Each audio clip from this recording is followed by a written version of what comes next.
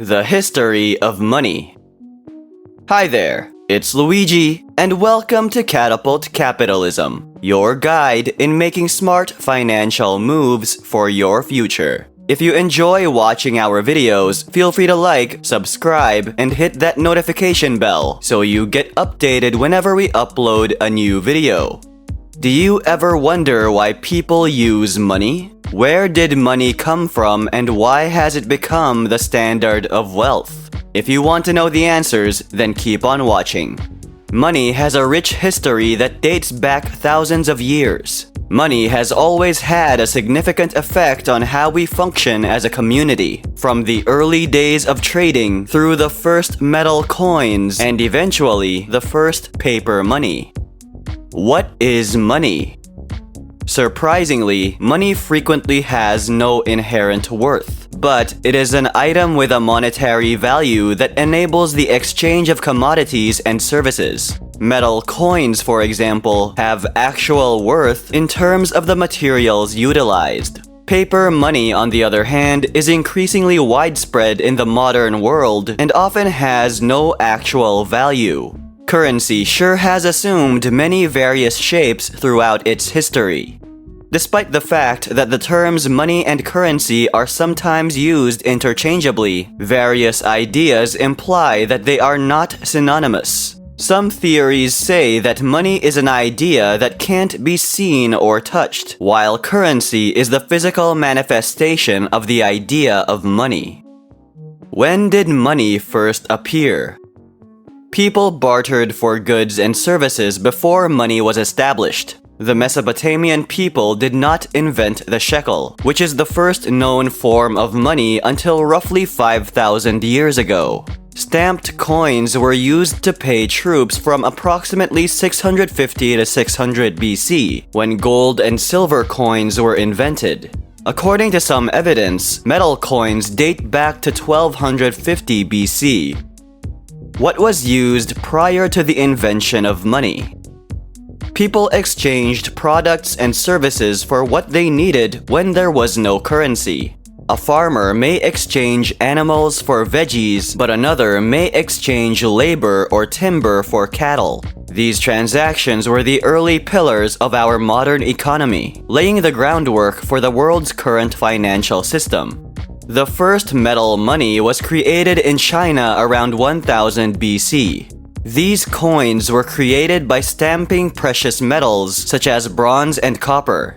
Beginning approximately 650 BC, ancient Greeks utilized early prototypes of coinage. These coins would eventually be constructed of the silver and gold that we identify with money today. Coins were a watershed moment in money history because they were one of the first currencies that allowed individuals to pay by count rather than weight. Throughout history, several different coins have been used in various places. The earliest round coins were made around 500 BC and were imprinted with gods and emperors for validity. Charlemagne introduced the silver penny in 800 AD, which became the standard coin in Western Europe from 794 to 1200 AD. By the mid-13th century, the terms shilling and pound had come to be used to refer to bigger sums of pennies. The emergence of greater forms of currency has been a key element of the history of money since the value of cash has varied through time. While the first paper money was made in China between 700 and 800 AD, it would be several years before paper currency became widely utilized. China was the first country to employ paper money, although it wasn't widely used until around 1455.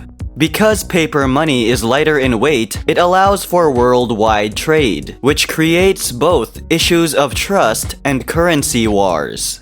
Bills of exchange eventually became a regular feature of the global economy. A bill of exchange is simply a written promise by one person or organization to pay a certain amount of money on demand. One of the earliest uses of a bill of exchange was to settle an account in international trade. The printing of paper money would eventually lead to currency wars, which occur when leaders of rival countries strive to weaken their own currencies. As a result, demand rises and the economy is stimulated. While this still occurs in today's foreign exchange market, the fact that numerous nations are engaging in the devaluation of other nations' currencies is a symptom of a currency war. Currency wars, on the other hand, can have severe implications for the nations concerned, including currency instability. The Roman Empire established the first banks in 800 BC. These banks made loans and took deposits from people, but they would vanish with the fall of the empire. Banks had become respectable community institutions by the turn of the 19th century, and they had understood the notion of fractional reserve banking. Because people did not remove all of their money at once, banks discovered that they could lend more money than they actually possessed, which was a big stride forward in the history of money. In 1816, gold was designated as the country's standard of value. This implies that because each banknote represented a quantity of gold, only a limited number of banknotes could be manufactured. This provided value and stability to previous unbacked currencies. The United States had followed suit with the Gold Standard Act by 1900. While this resulted in the United States creating the central bank that still plays a significant role in the economy today, the gold standard collapsed in the 1930s owing to the Great Depression and gold depreciation.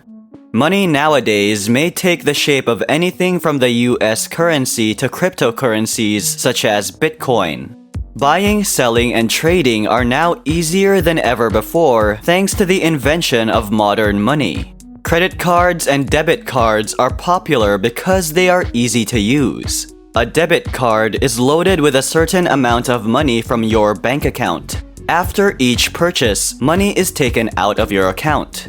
Credit cards are a little different because you don't have to put money into a balance. Instead, lenders can set a credit limit on your card, which lets you spend up to a certain amount before you have to start paying it back to keep using your card.